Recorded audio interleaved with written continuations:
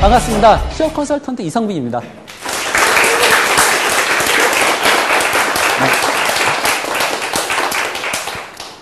이렇게 보시면 제 나이가 잘 짐작이 안 되시겠지만 제 나이가 몇 살일 것 같아요? 네? 30이요. 복 받을 거예요. 네, 78년생이고요. 36입니다. 그러니까 저 사진을 보시면은 지금으로 대략 31년, 2년 전 그때 사진이겠죠. 그때 저희가 살던 데가 달동네였어요. 달동네였기 때문에 일반적인 집보다도 훨씬 가난했습니다. 그래서 해외여행이라든가 뭐 어학연수라든가 뭐 경진대에 나간다거나 자격증 취득한다거나 이런 게 하나도 없었어요. 정말 평범하게 살았습니다. 정말 평범하게 살았어요. 여러분들이 하는 그런 경험에 비하면은 저는 정말 평범했습니다. 그런데 이렇게 생각해 보죠. 평범했지만 전 평범하지 않았어요. 군대 갔다 오신 분 계십니까? 손. 군대 다녀오셨어요? 군대 다녀오신 분들 꼭 이런 얘기를 해요. 휴가를 나오잖아요. 야, 내군 생활이 제일 빡셌어. 이렇게 얘기를 합니다. 근데 제대하고 나서 사회생활 하다 보면은 다 그만해요. 군 생활할 때는 내가 제일 빡셌는데 제대하고 나면은 고만고만한 거예요. 평범하죠. 이 차이가 뭘까요? 무슨 차이가 평범하거나 평범하지 않은 이런 이야기를 표현할까요? 이 차이는 가까이서 자세히 보느냐 혹은 멀리서 보느냐 이런 차이입니다. 잘 쓴 자소와 잘 못 쓴 자소의 차이는 가까이서 상세히 보느냐 혹은 멀리 떨어져서 보느냐 이 차이예요. 지금부터 이 차이에 대해서 자세하게 설명드리겠습니다. 자소서를 쓸 때는 이 세 가지를 먼저 생각해야 됩니다. 무엇을 이야기하지? 소재 얘기예요. 소재. 어떤 소재로서 자소서를 쓸 것인가. 두 번째입니다. 두 번째는 어떻게 이야기하지? 자소서를 쓰는 방법에 대한 이야기고요. 세 번째, 그래서 결론. 핵심적인 결론을 어떻게 낼 것인지를까지가 자소서의 핵심 사항입니다. 경험, 행동, 성과 이 세 가지 중에서 여러분들이 주로 쓰는 것은 이거예요. 경험과 성과에 대해서 주로 씁니다. 저의 필리핀 어학연수를 통한 영어 실력으로서 땡땡땡 기업에 기여하겠습니다. 라고 쓰거나 학생의 활동을 통해서 익힌 리더십으로 땡땡땡 기업에 기여하겠습니다. 보통 다 이런 식으로 써요. 자소서를. 그런데 실제로 중요한 것은 이 부분이죠. 행동에 대한 부분입니다. 행동. 인사 담당자는 이게 궁금해요. 과연 거기서 무엇을 했니?가 궁금한 겁니다. 무엇을 했니? 어떤 생각으로? 어떤 상황이었길래? 왜 그렇게 할 수밖에 없었을까? 이게 궁금한 거예요. 여러분들이 어학연수를 갔건 동아리 활동을 했건 학생 활동을 했건 또 자격증을 땄건 그것도 중요하죠. 그리고 성과도 중요하지만 실제 중요한 것은 행동이 중요합니다. 예를 들면 이런 거겠죠. 이런 것들. 필리핀 어학연수를 통해서 홈스테이를 하고 랭귀지 익스체인지를 하고 봉사활동을 하고 여행을 다니고 이런 활동을 통해서 이러한 성과를 얻었다라고 하면은 믿음이 가지만 필리핀 어학연수를 갔다 와서 영어 실력이 생겼습니다. 이러면은 이해가 안 가요. 자, 예를 들어 봅시다. 누가 해병대를 나왔어요. 해병대를 나와서 책임감을 갖게 되었습니다. 해병대 하면 다 책임감인가요? 뭐 군대 갔다 오면 다 책임감 생기지 않나요? 좋아. 학생의 활동을 통해서 리더십을 키웠습니다. 뭐 학생이 활동하면 다 리더십 키우나요? 아니죠.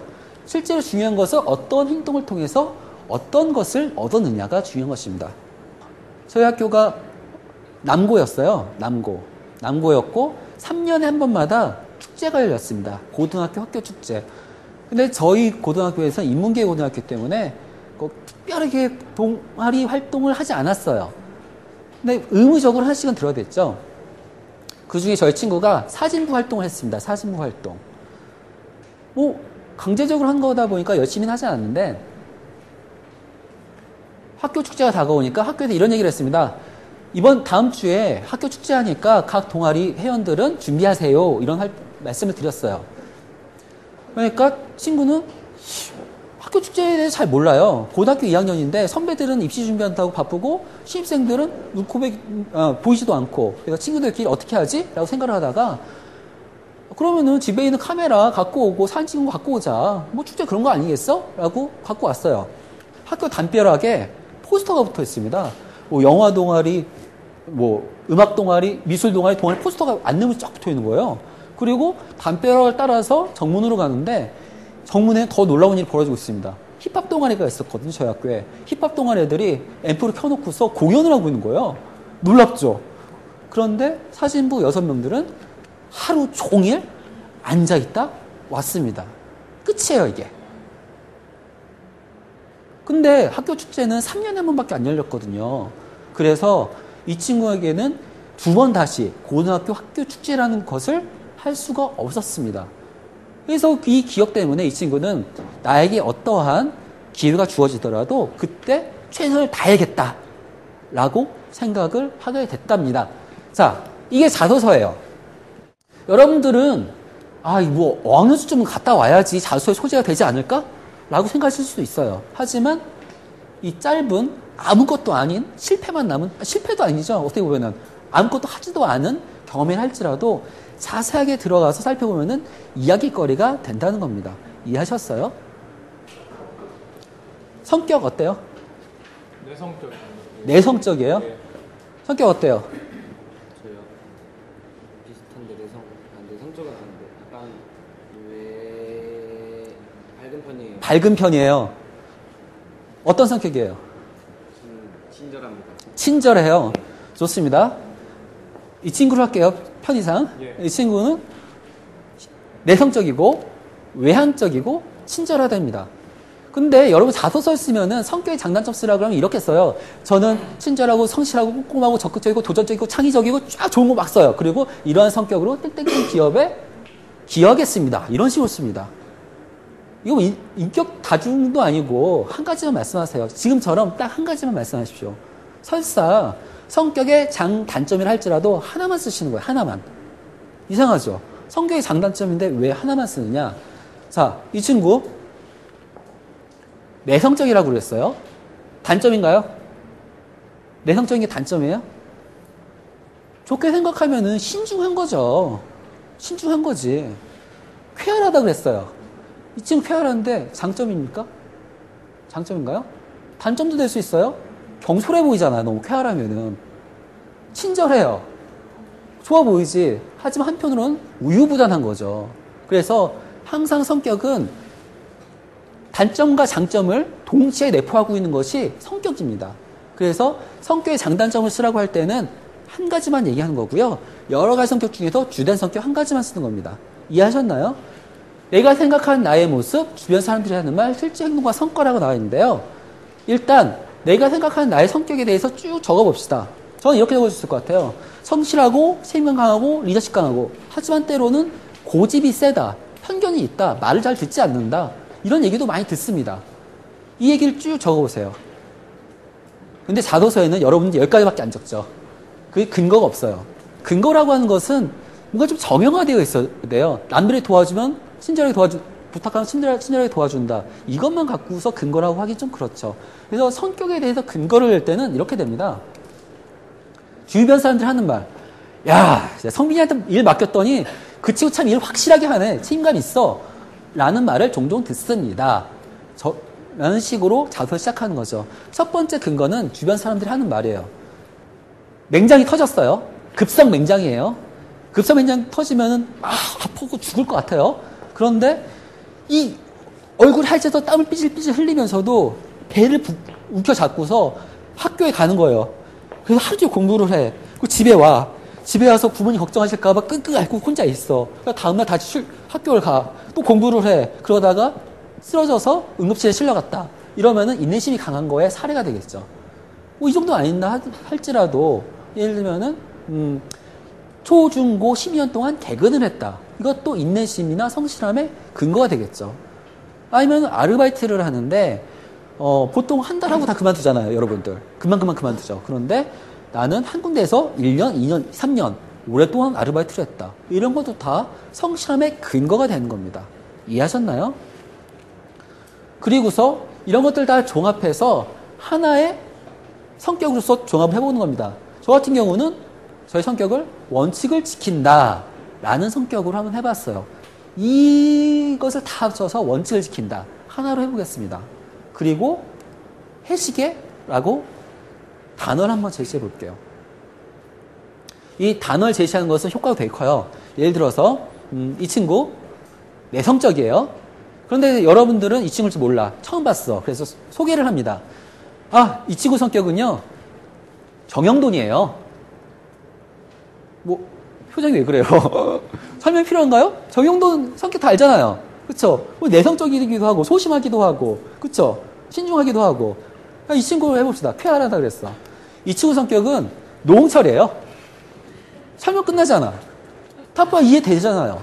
이 친구 해봅시다. 누구 할까요? 유재석이죠. 지금 유재석입니다. 하면은 그냥 설명이 끝나요. 그래서 이렇게 성격을 얘기할 때는 저는 성실하고요, 착하고요 하는 것보다 저는 비유를 해서 어떤 성격입니다라고 하는 게 제일 효과적입니다. 제 제자 중에 한 명이 아버지가 버스 운전기사를 하셨어요. 버스 운전기사가 그렇게 돈을 못 버는 직업은 아닙니다. 그런데 그 자식들이 많아요. 형제들이 많아요. 5이에요. 5. 집 많죠. 그리고 어머니가 좀 불편하세요. 그래서 집이 상당히 가난했습니다. 근데 이 친구는 아버지가 버스 운전하시니까 학교까지 가는데 그 버스를 타진 않죠. 아버지가 운전하는 게 아니라 아버지가 몸담고 계신 운수회사에서 운행하는 버스를 탔습니다. 공짜로. 왜냐면은 김 기사 아들인 거 다 아니까, 거기 동료분 다 아시니까 버스를 탈 때 딱 가서 안녕하세요 하고서 이제 웃으면서 인사하고서 딱 타면 되는 거였어요. 공짜로. 김 기사 아들 왔어. 어서 와 하고서 이제 다 공짜로 탔습니다. 그런데 어느 날 이제 학교 가려고 버스를 이제 탔어요. 버스 하려고 했는데 모르는 사람이 앉아 있는 거예요. 새로 오신 기사분인 거예요. 그래서 어떡하지? 라고 하다가 이러고 왔어요. 그냥 제대로 인사도 못하고. 당황한 거지, 이 학생은. 그래서 가서 딱 탔는데 문제는 버스 기사 아저씨가 학생 일로 와봐 왔어요. 왜 돈 안 내? 왜 안 내? 그러니까 학생이 당황해서 그게 사실은 저기 아버지가 저기 기사분 이렇게 얼버무렸어요. 뭐? 딱 듣고 있다가 아저씨가 딱 인식을 하고서 뭐? 네 아빠가 이게 기사야? 아니 지가 못 배워서 버스 운전지를 하면은 자식이랑 똑바로 가르쳐야지 뭐 공짜가 가르치고 자식 교육 아주 허투루했구만 하면서 아빠 욕을 하는 거예요. 기사 아저씨가. 학생 너무 열받잖아. 근데 어른이 그러니까 뭐라고 말도 못하잖아. 돈도 안 내. 그러니까 죄송합니다 하다가 에이씨 하고서 버스 기사 쭉 출발하니까 가갖고서 씨발 죽여버릴 거야 저 새끼 막 이러면서 막 욕을 한 거예요. 얼마나 열받아. 우리 아빠 욕을 했으니까 얼마나 열받아요. 그쵸? 그러고서 그 친구가 이제 집에 갔다가 그 다음날부터 어떻게 했냐면은 뛰어서 학교를 갔어요. 뛰어서 등하교를 했습니다. 그 거리를. 그리고 부모님께는 저 오늘부터 운동할게요. 요새 몸이 안 좋은 것 같아요. 운동하고 싶습니다. 해서 운동한다는 핑계로 뛰어다녔어요. 그 거리를. 그리고 고등학교 다니면서 아르바이트를 했습니다. 빨리 아빠 운전대 녹여드리려고. 대학 가서도 아르바이트하고 장학금 타고 혼자 돈 다 벌었어요. 적금 부으면서. 똑같죠? 가난을 이기고 뭔가 성과를 이루어냈습니다라고 얘기하면은 멀리서 본 거지. 두루뭉술하게. 근데 그 가난에 쪽팔림의 그 순간 있잖아요. 가난 때문에 쪽팔렸던 그 순간에 집중하면 이야기가 되는 거야. 지금까지는 소재 얘기입니다. 어떠한 경험을 쓸 것인지 그리고 어떠한 성격을 쓸 것인지 자소서의 소재에 관한 내용이었고요.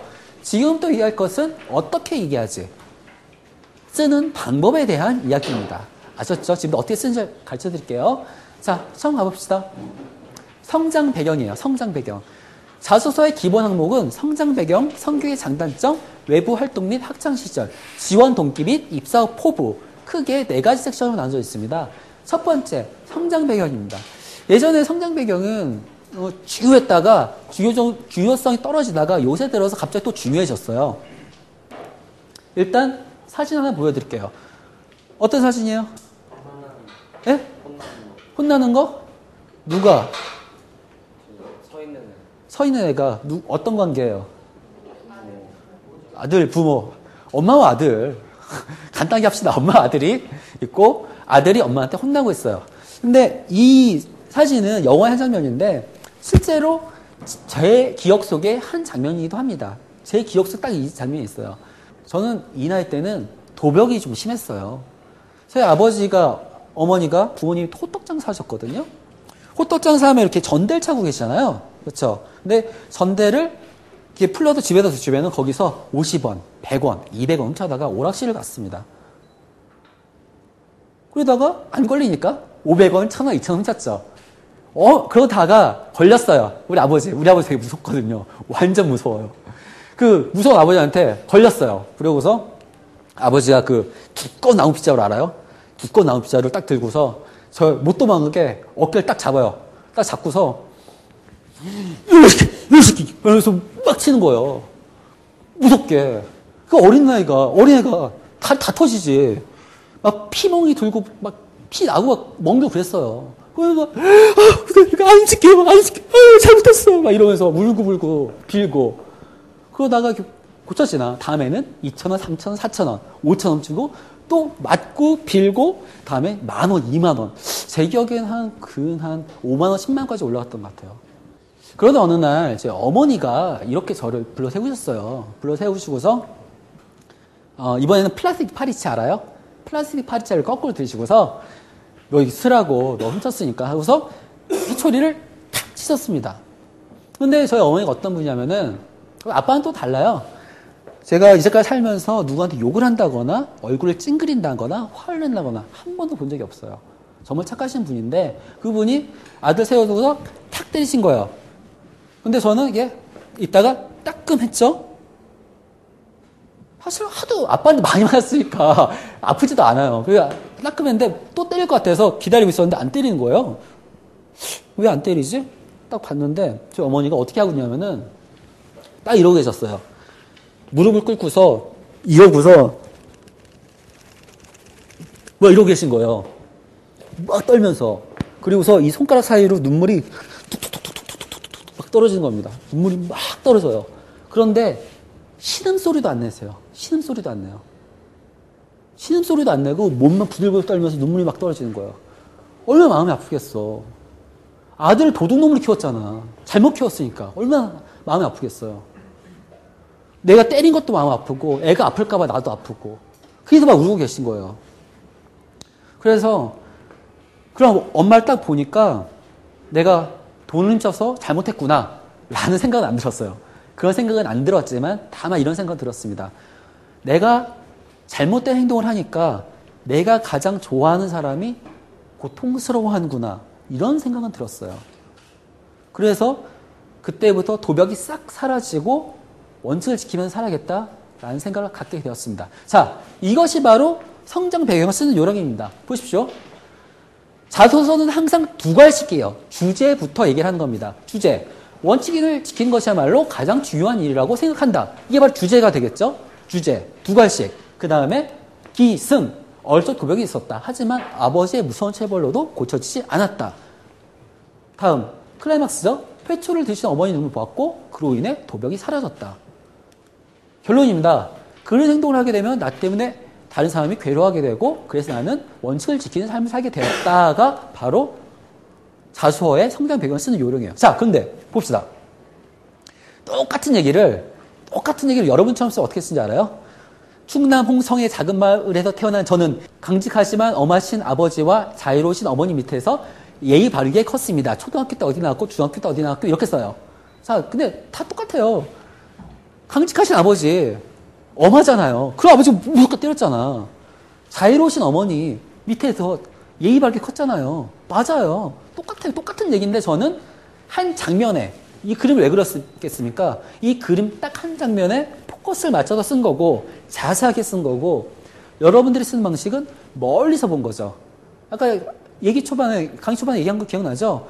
가까이서 본 것과 멀리 본 것의 차이. 가까이서 보면 이렇게 이야기가 나오지만 멀리서 보면은 이야기가 안 나와요. 자, 어머니의 눈물은 제목이기도 하지만 중간에 한번 나오죠. 그렇죠? 그래서 개연성이 있다라고 표현합니다. 그리고 제목에 두 가지가 있어요. 첫 번째는 호기심을 자극하는 제목. 잘 기억해 두세요. 두 번째는 직관적인 제목. 두 가지가 있습니다. 이 어머니의 눈물이라고 하는 것은 호기심을 자극하는 제목이죠.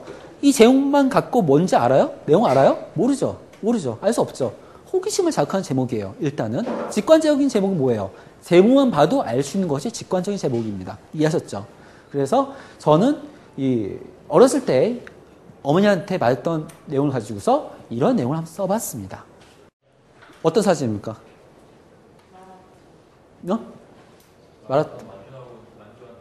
마라톤 아니에요. 아, 맞아요. 시력이 좋구나. 써있잖아. 천인삼종이라고 써있어요. 이거 제 사진이고요. 제 실제 사진이고요. 저는 천인삼종을 하고 있습니다. 간단하게 천인삼종에 대해서 말씀을 드리면은, 일단 수영 사이클 마라톤을 해요. 수영은 3.8km랍니다.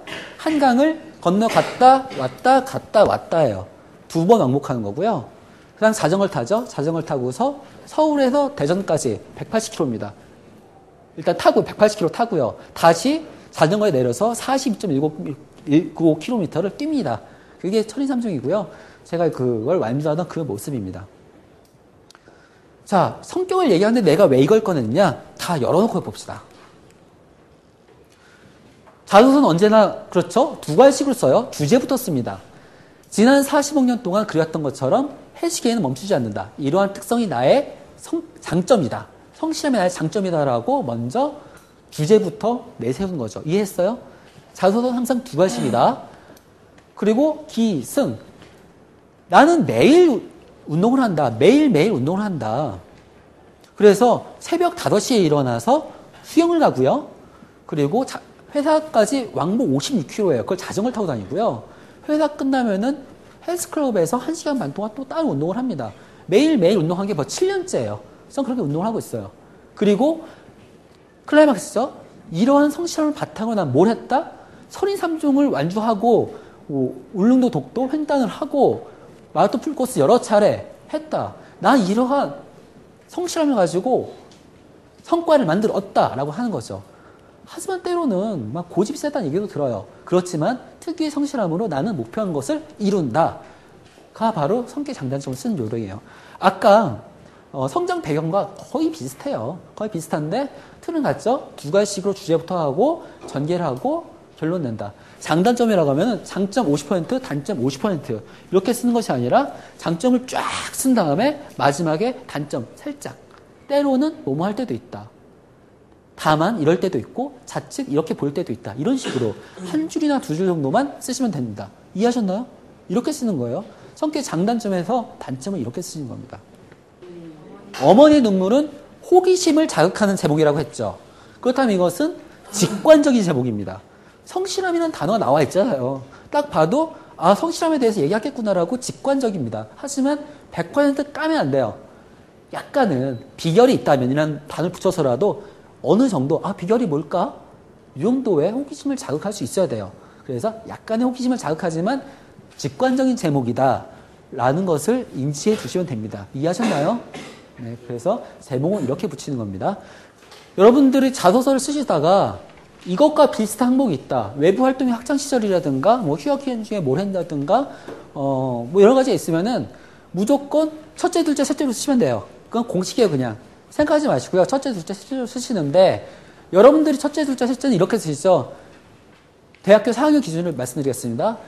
새내기 때는 뭘 했고 2학년 때는 전공 수업에서 어떤 프로젝트 했고 군대 가서는 어떤 공부를 했고 어떤 준비를 했고 휴학하면서 어학연수 가서 뭘 했고 3학년 때는 아르바이트하고 뭐 했고 4학년 때는 교수님 연구실에서 어떤 과목에 있어서 했다. 그리고 잠깐 또 휴학하고 인턴 뭐 하고 아르바이트하고 이런 식으로 쓰시거든요.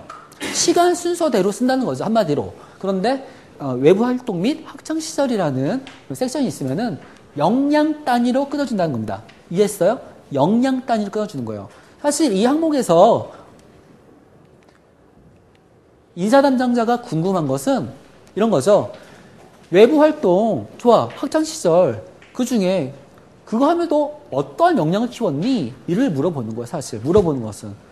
뭐 시간 순서대로 몇 학년 때 뭐 했고 이걸 물어보는 것이 아니라 전체 활동을 통해서 어떠한 역량을 키웠니가 궁금한 거예요, 인사 담당자는. 그래서 저는 첫 번째 커뮤니케이션, 둘째 오해 활용, 셋째 전공식 이러한 항목에 걸쳐서 어떤 것을 해오면서 키웠습니다. 라고 말씀해 주시면 돼요. 모든 자소서의 핵심이 바로 지원 동기 및 입사업 포부예요. 그런데 여러분 취업 왜 합니까? 그쵸. 돈 벌려고 취업하잖아요. 그런데 말도 안 되는 게, 뭐, 이 친구도 지금 현대자동차 그룹, 현대모비스 이런 책을 갖고 있지만, 삼성 뜨면 삼성에 원서 안 써요? 삼성에 쓰고, 현대에 쓰고, CJ에 쓰고, 다 쓰잖아요. 뜨는 대로 쓰잖아요. 그러면서, 삼성에 쓸 때는 삼성의 무궁한 발전을 위하여, 라고 지원동기를 쓰고, 현대 쓰면 현대 인재상에 맞춰서 지원동기 쓰고, CJ는 CJ 지원동기, 인재상에 맞춰 지원동기 쓰잖아요. 말도 안 되죠. 거짓말이죠. 지원동기가 그때마다 달라지나? 말도 안 되죠. 제가 기업체 인사 담당자분들 현직 대기업 많이 알고 있습니다. 그분들도 사실 웬만하면 인재상에 맞춰 쓰라고 해요. 근데 실제로 뽑는 것은 그런 걸 뽑는 게 아니라 뭔가 유니크한 지원 동기를 가지고 있는 사람을 뽑게 되죠. 지원 동기를 딱 한마디로. 지원 동기는 땡땡땡이다. 지원 동기는 취미다. 지원 동기 취미입니다. 취미. 지원 동기가 취미예요. 자, 이해하기 쉽게 제 취미에 대해서 말씀드리겠습니다. 여기 어머님이 말씀하셨지만 제 취미가 운동이고요. 공부도 되게 좋아요. 저는 로또 되면은 하루 종일 평생 그냥 공부만 하고 살 거예요. 그만큼 공부 좋아해요. 그리고 요리도 좋아합니다. 주말마다 집에서 홈베이킹 해요. 빵 굽죠. 그리고 그 중에 취미 중에 하나가 만화입니다. 만화는 두 종류가 있죠. 만화책과 애니메이션이 있습니다. 저는 애니메이션 별로 안 좋아해요. 만화책을 좋아해요. 만화책에도 장르가 많죠. 저는 그 중에서도 액션, 모험, 판타지를 좋아합니다. 그 중에서도 여러 책이 있잖아요. 그 중에 제가 제일 좋아하는 책은 뭘까요? 원피스에 제일 좋아해요. 원피스 정말 좋아합니다. 진짜 좋아하는데요. 어느 정도로 좋아하냐면은 저희 집 가면은 제 방이 있는데요. 제 방에 책장이 두 개가 있습니다. 하나는 인문학 서적 책장이 쭉 있고요. 하나는 만화 책장이 있어요. 집에. 그리고 밑에 몬스터가 있고 위에는 원피스가 두 개를 차지하고 있어요. 두 칸을. 그리고 1권부터 70권까지 다 있습니다. 그리고 레드, 블루, 옐로우, 그린이 있어요. 이거 뭔지 알아요? 펜북 다 있어요. 그리고 그 위에는 뭐가 있냐면은 피규어가 쫙 있습니다. 지난 이제 추석 때 제 와이프하고 둘이 뭐 했냐면은 샹크스 베일을 마시니까 레드포스 조립했어요. 그래서 하나 추가했습니다. 끝이 아니에요. 책장 맞은편의 벽에는 뭐가 있냐면은 포스터. 어디 갔어요? 천상의 포스터가 쫙 걸려있어요. 루피부터 시작해서 루피, 조로, 우솝, 나미, 상디, 소파 쫙 있고요. 칠무에 있고요. 사황까지 해서 쫙 제가 도배를 해놨습니다. 이게 끝이 아니에요. 실제로 제가 원피스 카페도 활동을 하고 있는데 거기서 코스프레 대회를 했어요. 거기서 제가 롤루나 조르죠? 삼검류 코스프레 했습니다. 도깨비 참수죠. 딱 이거를 해서 대상 먹었어요. 대상 먹었습니다. 코스프레에서. 아, 그쵸. 칼 3개 물고 했죠. 근데 이런 제가 원피스 덕후인데 이 덕후로서 꿈이 있어요. 뭐냐면은 일본을 건너가서 우리 오다 H로 선생님 딱 만나서 원피스 세계관에 대해서 얘기 한번 해보고 싶습니다. 그게 저의 꿈이에요. 그리고 저의 이 취미가 여러분의 지원 동기입니다. 이해했어요? 나는 나의 전문성을 바탕으로 이러한 꿈을 가지고 있다가 지원 동기예요. 이해했어요? 이게 지원 동기예요. 그냥 생뚱맞게 뭐 CJ의 인재상이 도전적이고 창의적이니까 거기에 맞춰서 나의 얘기를 쓰는 게 아니라 나의 경험을 바탕으로 내 가지고 있는 행동을 구체화된 행동 그리고 전문성을 바탕으로 나의 전문성을 바탕으로 당신 CJ와 함께 일을 해보겠다가 지원 동기가 되는 겁니다. 이해하셨나요? 이게 바로 지원 동기를 쓰는 방법입니다. 입사포부는 실제 하는 일이다 정도로 제가 정의를 한번 내려보고 싶어요. 저 친구가 지금 현대모비스 관련 책을 갖고 있는데 올해 연봉은 모르겠어요. 작년 하반기 때 현대모비스 4년제 대졸자 기준 초봉이 얼마인지 알아요? 5,600만 원이에요. 5,600이 신입사원 초봉 월급인 연봉입니다. 이게 최고는 아니에요. 국내 최고이긴 한데 대기업지 최고이긴 한데 뭐 외국계 기업은 더 많은 데도 있어요. 6,000대도 많이 있어요. 아무튼 5,000이든 6,000이든 받고 들어가요. 회사를. 그런데 세상을 다 가진 것 같지. 너무 좋지. 그런데 이렇게 셋 중 한 명은 그만둡니다. 1년 내에. 1년 내에 그 회사를 그만둬요. 왜냐? 적성이 안 맞기 때문이지. 처음에는 내가 정말 하고 싶었던 일이다 라고 선택을 했지만 1년 이내에 퇴사하는 비율이 셋 중 한 명이에요. 실제로 하는 일을 몰라서 온 거예요. 내가 이 회사에서 어떤 일을 맡고 어떤 환경에서 어떤 역할을 할지를 알고 왔으면은 도망갈 일이 없겠지. 왜 도망가? 알고 왔는데. 그쵸? 그래서 항상 전 면접 자리에서 이런 질문을 합니다. 여기 저희 회사 어떤 회사인지 알고 오셨어요? 얼마나 알아보셨는지 한번 얘기해 보세요. 이런 식으로 질문을 드려요. 오시는 분들마다 꼭 이런 질문을 합니다. 대기업 가면 안 할 것 같아요? 대기업은 다 알고 있다고 생각하지. 하지만 대기업 가서도 저희 회사의 특장점에 대해서 말씀해 보십시오라든가 아니면은 뭐 저희 회사가 발전해야 될, 개선해야 될 상황에서 말씀해 보십시오. 이런 식으로 실제 업무나 실제 역량과 관련된 질문들을 많이 합니다. 입사 후 포부를 쓸 때는 실제 하는 일과 관련된 걸 쓰셔야 돼요. 제가 컨설팅 회사에 다니고 있습니다. 교육 컨설팅 회사. 교육 컨설팅 회사 처음 들어오면 뭐 할 것 같아요? 뭐 할 것 같아요? 전화해요, 전화. 신입사원이 저쪽에 강의할 것 같아요? 못하지. 신입사원 앉혀놓고서 강의하라 그러면 어떻게 강의를 해? 못하잖아요. 그러니까 처음 들어오면은 신입 직원들은 무조건 전화만 해요. 강사님들 섭외해야 되고, 여기 교육생들 다 전화 받으셨죠? 전화 받고 오신 거 아니에요? 다 그 전화한 거예요. 신입 직원들이. 여러분들 전화해서 교육 오실 거죠? 교육 오실 거죠? 그거밖에 안 하는 거예요. 하는 일이 팀이야. 컨설팅 회사 들어왔는데 청소하고 문 열고 교육 기자재 나르고 조금 짬밥 먹으면 뭐예요? 아까 여기 앞에서 나와서 여러분들께 뭐 설명할 친구 있죠. 남자친구. 그 친구처럼 메인 강의는 아니지만 잠깐 소개하는 거. 이런 거 하다가 경력 쌓이면 저처럼 강의를 하게 되는 거죠. 이해했나요? 그것처럼 연차별로 신입직원 때 하는 거랑 몇 년 됐을 때 하는 거랑 중견 상황 이상의 실무자가 됐을 때 하는 업무에 대해서 정확히 알고 계셔야지 입사법을 쓸 수 있다는 얘기입니다. 이것으로 저희 오늘 강의 다 마치고요. 여러분들 취업, 진학, 편입, 기타 등등 하시는 일들 모두 잘 되시기 바랍니다. 이제까지 수고하셨습니다. 감사합니다. 수고하셨습니다.